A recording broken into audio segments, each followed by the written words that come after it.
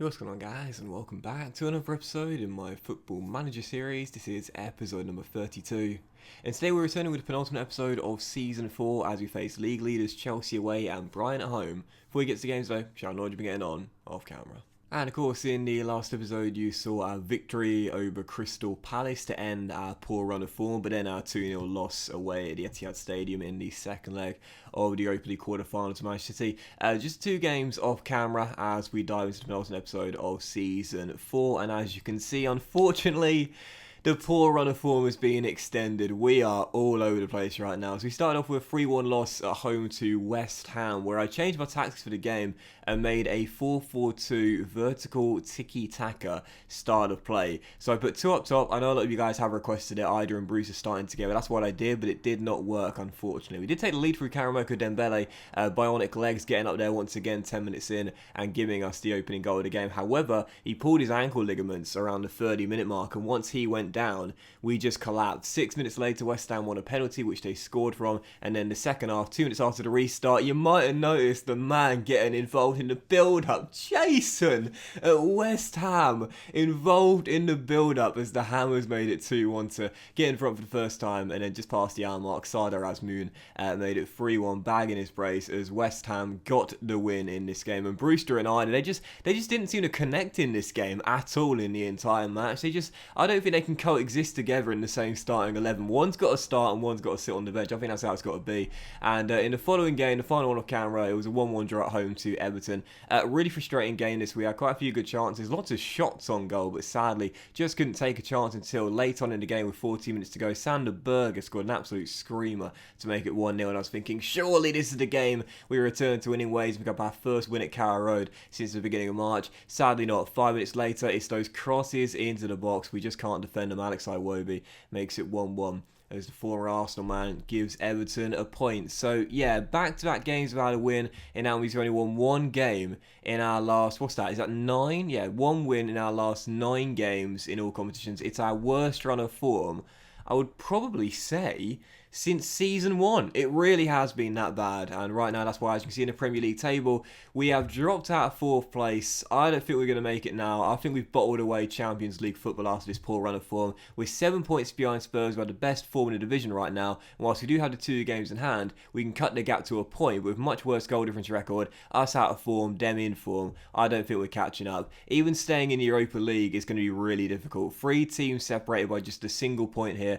all have played the same amount of games, but we've got the worst goal difference record out of the 3. So yeah, it's going to be hard for us to even guarantee Europa League football. Champions League football, I would say, is definitely gone now.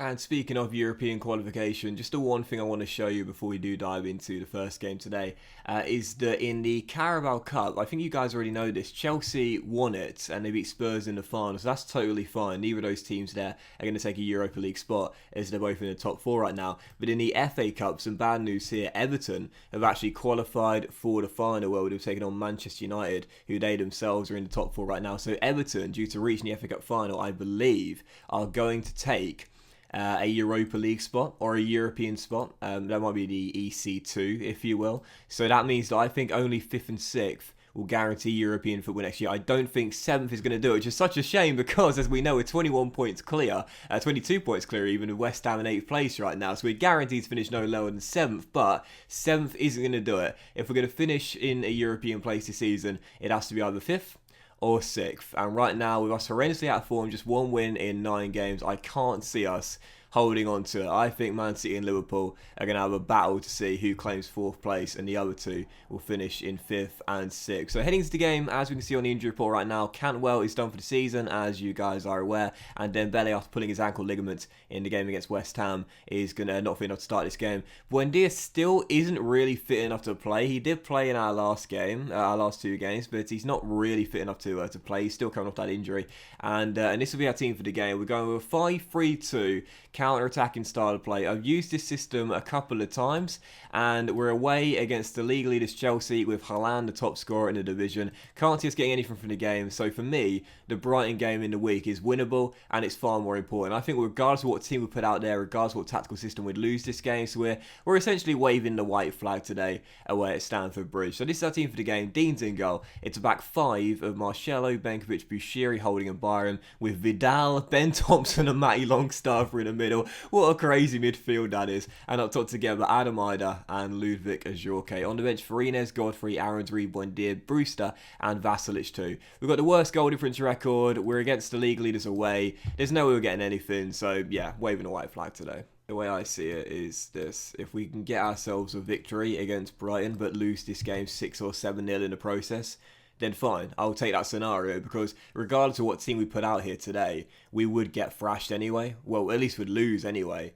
So I don't want to time our players out for the game in midweek, which is far more important. So regardless of whether Chelsea win 2-0, 3-0 or 8-0, it really isn't that important, because again, our goal difference is that bad. Straight away we conceded a penalty 4 minutes in, and we're going to go 1-0 down here from the spot. But again, I'm fine, man. Chelsea can have the win. I'm not bothered. 56 bloody goals for the season for Haaland. You've seen he's the top scorer in the division. You know, at the start of the campaign, Brewster was only a couple of goals behind him, but since he went into a bit of a scoring slump around mid-season, Haaland has just absolutely broken clear of everyone in the chasing pack. He is unstoppable in this FM save, and I'd imagine in most FM saves. Ziyech fires over, still 1-0. See if I can show you his stats real briefly here. There you are.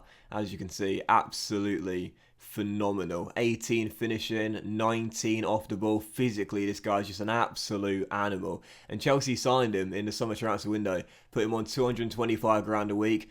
Let's just say I think he justifies that salary there. This guy's got to be the best striker in world football. As Bruno Guimaraes makes it to Ziyech to Sancho. And now Tomori takes over as Chelsea look for a third goal right before the break. With some lovely passing, Reece James has space to cross down the right-hand side. And he'll roll it into Leon Bailey. There's Bruno Guimaraes. Back to James. In goes to cross, and Haaland makes it free with 57 goals for this season.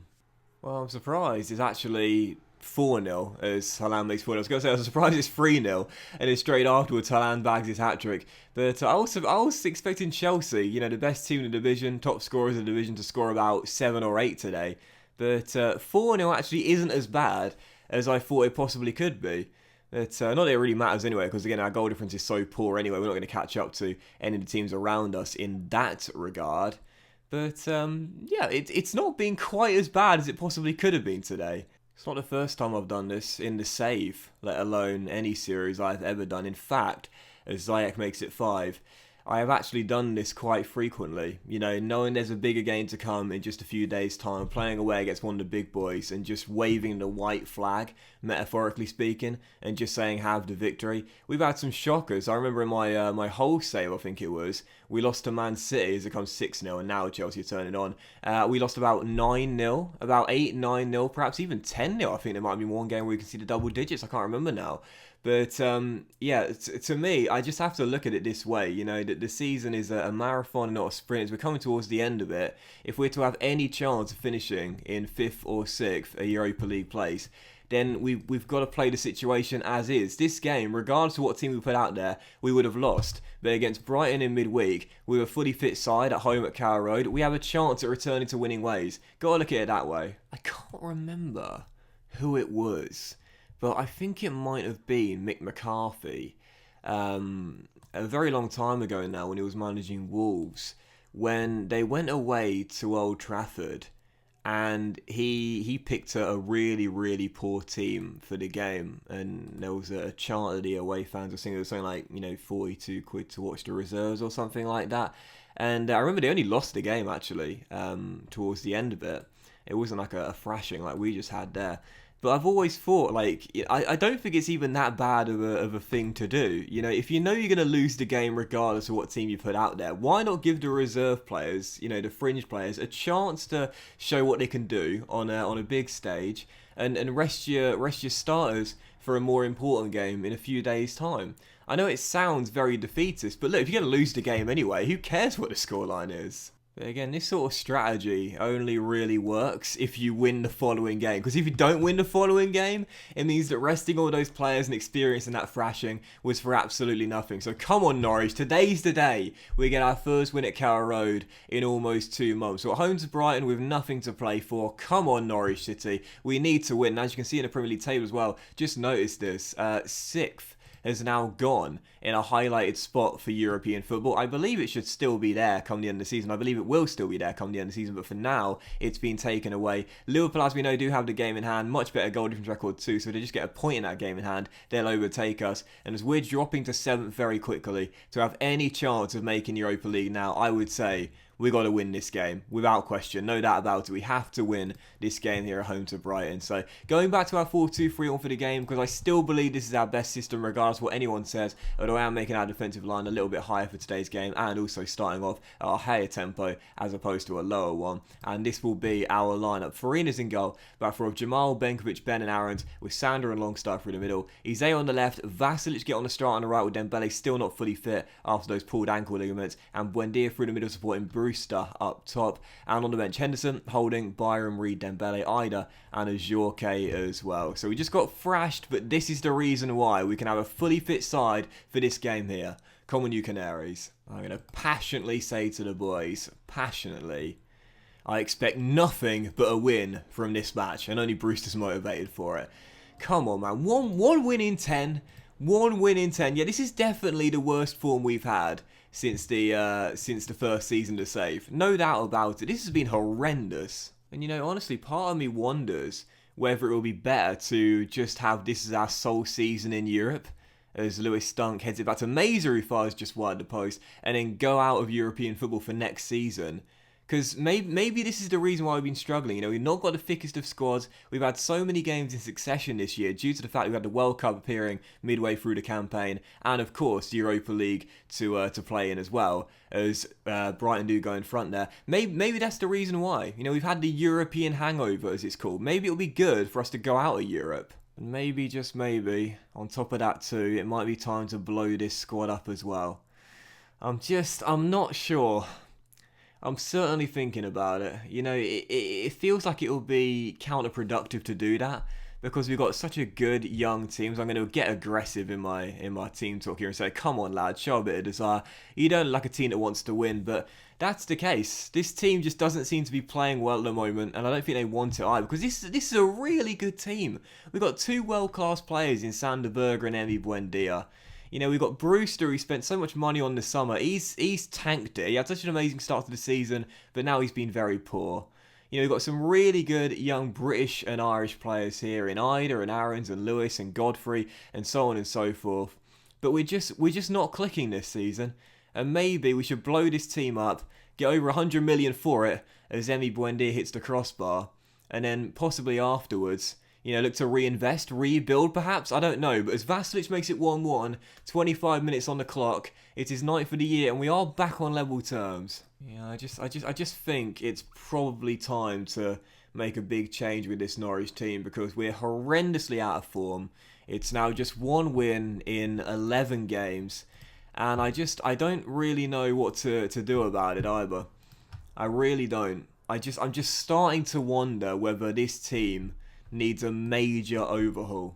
You know, we've had such a similar squad since the save began. We've kept the core of the players here since the save began. When you think about it, you know, the side we inherited and the signings we made in Season 1, Holding, Aarons, Godfrey, Boucher is out on loan, but even so, Byram, Lewis, who else came in Season 1? Dembele, Cantwell, Buendia, and Ida as well. All of these players were Season 1 players. They've remained here since the very beginning of the save.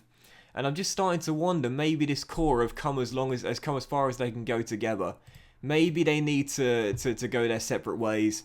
Maybe we need to blow this squad up in the summer, sell our 2 world-class players in Sander Berger and Buendia, raise over 100, 150 million perhaps, and create a whole new side. I don't know, because at the moment, this is just absolutely damning, atrocious, and there's no way we're going into Europe for next season.